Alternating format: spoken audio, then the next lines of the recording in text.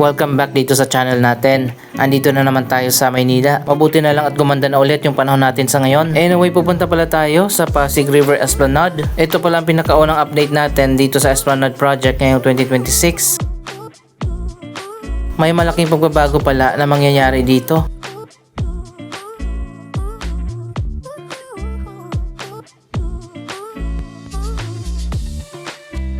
So ayan guys, makikita nyo naman, sinarado na naman itong Esplanade dito sa may Intramuros.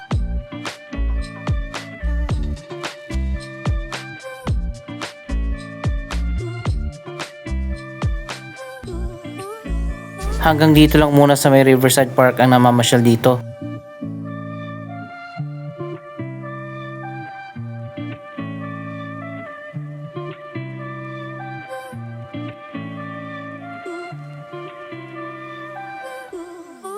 Bakit nga ba isinara ang Esplanade dito sa Intramuros? At isa pang malaking pagbabago, ayan makikita nyo naman malinis na, maluwag na. Nawala na at tinanggal na yung mga food outlets.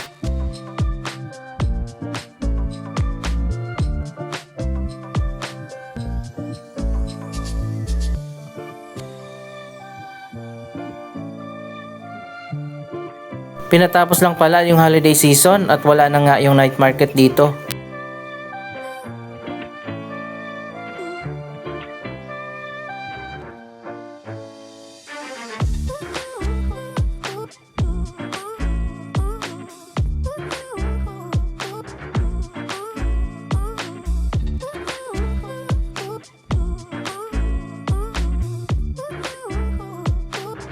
So ayan guys, makikita naman natin merong mga workers dyan sa gilid. Magkakaroon pala dito ng enhancement at sa muling pagbabalik nito, may mga bago na ilalagay na permanent na mga food stall.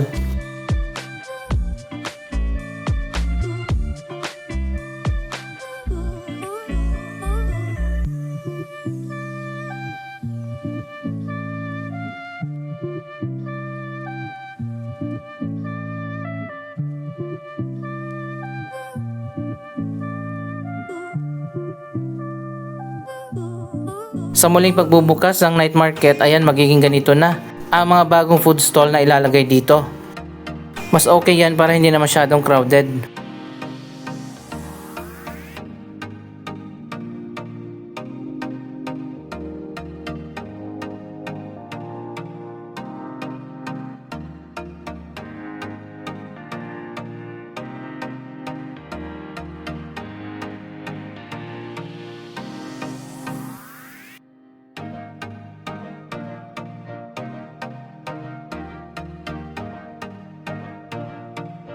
So ayan guys, abangan na lang natin ang magiging transformation dito sa Pasig River Esplanade sa may Intramuros. Sa ngayon ay bawal munang pumasok dyan sa may Esplanade. Pati na yung daanan doon sa may Fort Santiago palabas ng Esplanade, sinarado din muna. Akala natin tapos na itong Esplanade project, pero aayusin pa pala. Katulad dito sa may Plaza Mexico, ayan magkakaroon yata ng greenery.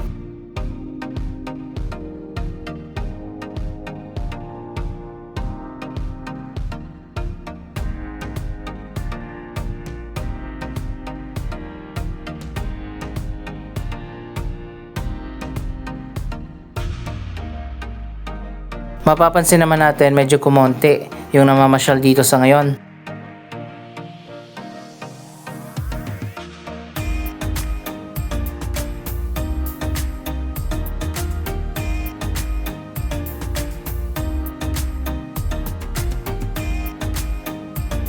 Mas maganda pala kapag wala mga food outlets dito, mas maluwag.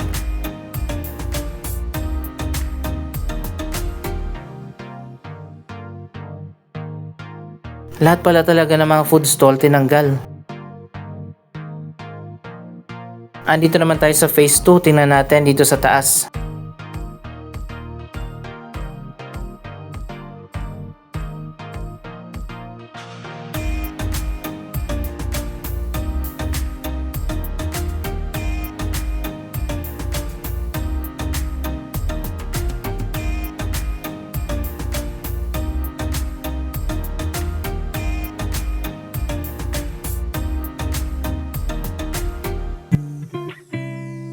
Wow, ngayon ko lang ulit nakita dito na maluwag at maliwalas.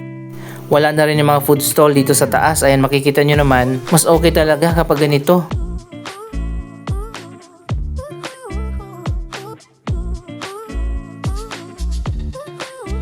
Pero katulad nga ng sinabi ko kanina, magbabalik ang mga food stall pero may permanent na sila na pwesto at hindi na masyadong dikit-dikit.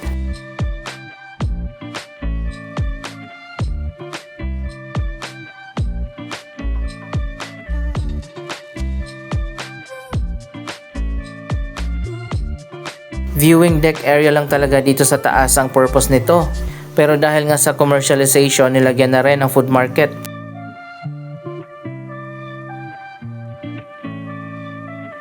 Ayan, tingnan nyo naman, mas maganda, maaliwalas.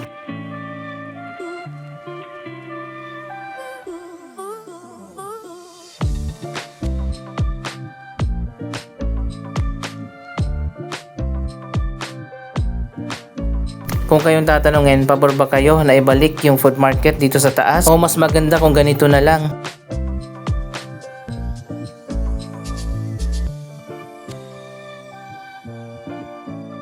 Ngayon ko lang ulit nakita itong esplanade na ganito kaluwag. Yung last time kong nakitang ganito nung opening pa. Pero simula nang binuksan ito, naging popular na nga na tambayan at pasyalan. Kaya naman sobrang daming tao dito.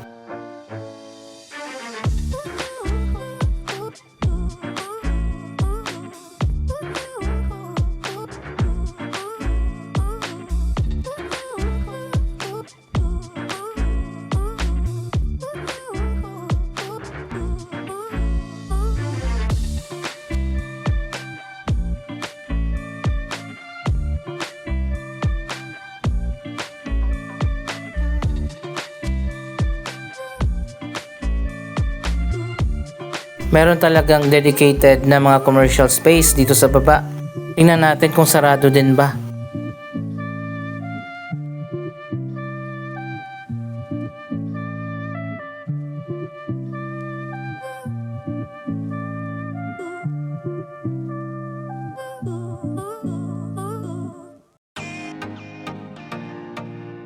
Maganda naman talaga yung idea at disenyo ng Esplanade Project. Natapos na ngayong Phase 1, Phase 2, Phase 3 at Phase 4. Ngayong 2026 sisimulan na ang Phase 5.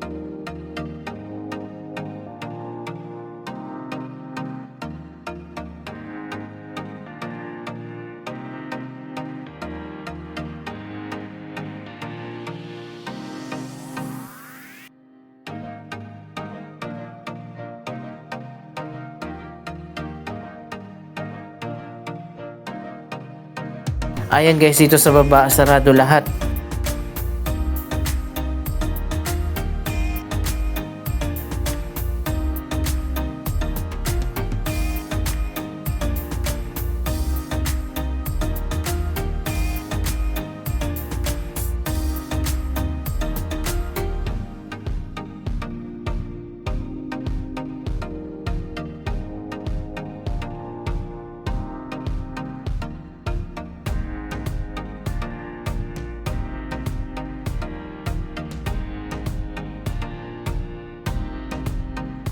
So ayun guys, walang katao-tao dito. Ang ganda tingnan.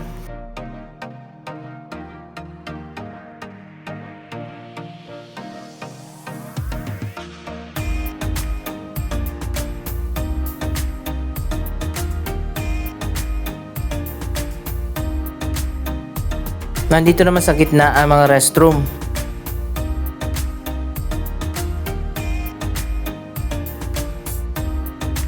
So ayun guys, may nakasulat dito, more food choices this way.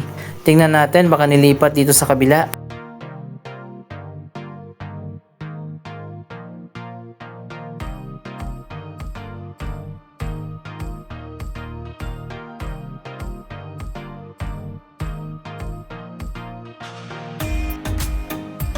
Andito na tayo sa Phase 1, nasa likod ito ng Manila Central Post Office. Ayan, ganun din, konti lang yung tao dito.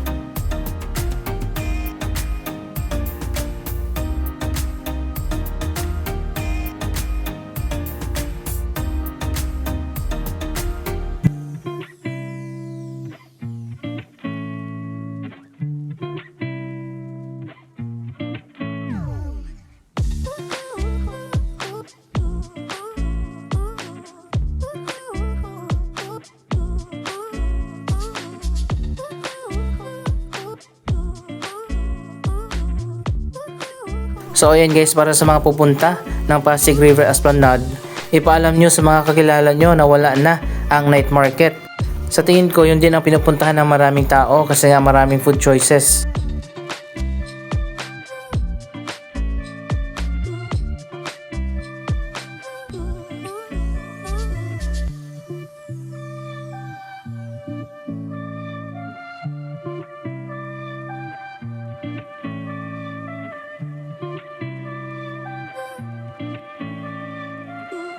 Hindi pa natin alam kung hanggang kailan yung renovation na gagawin.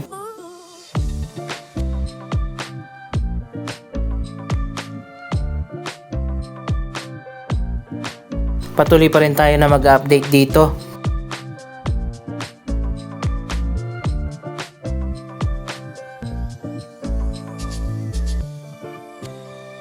Andito na tayo sa may phase 4. Tingnan naman natin yung ginagawa ngayon na phase 5.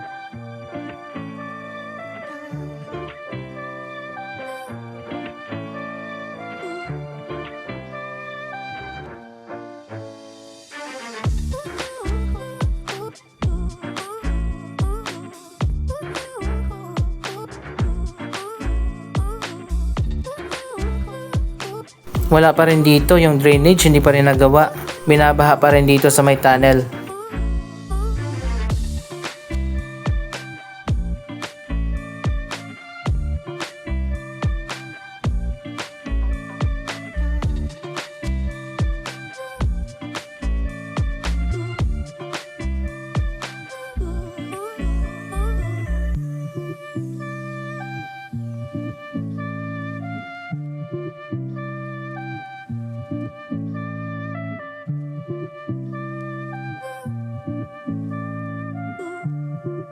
Andito na tayo sa ginagawa na bagong Lawton Riverside Park. Sa ngayon ay ongoing pa yung construction ng bagong park.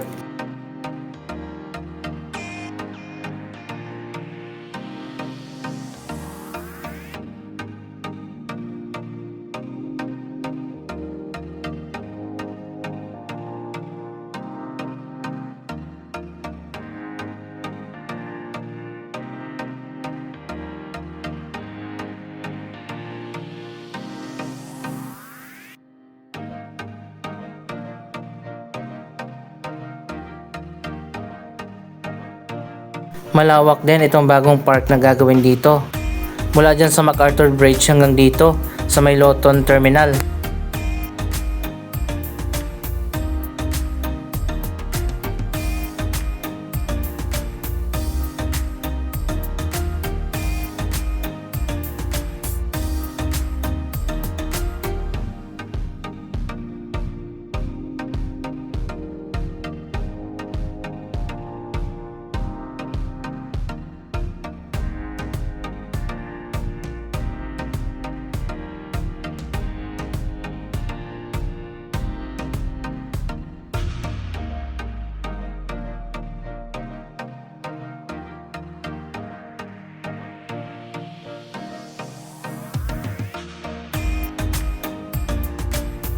Silipin nga natin dito. Ayan, wala pa. Pero napakaganda ng bagong park na itatayo dito. Yan ang abangan natin ngayong 2026.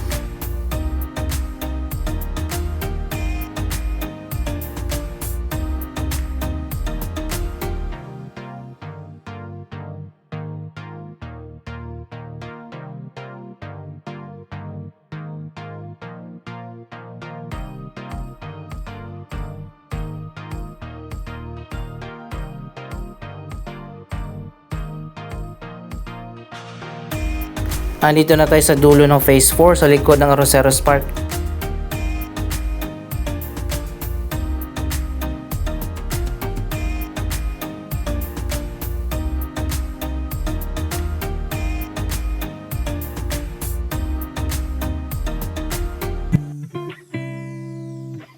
Silipin natin dito yung magiging karugtong ang phase 5. Ayan, makikita nyo naman wala pa talaga, hindi pa nagsisimula.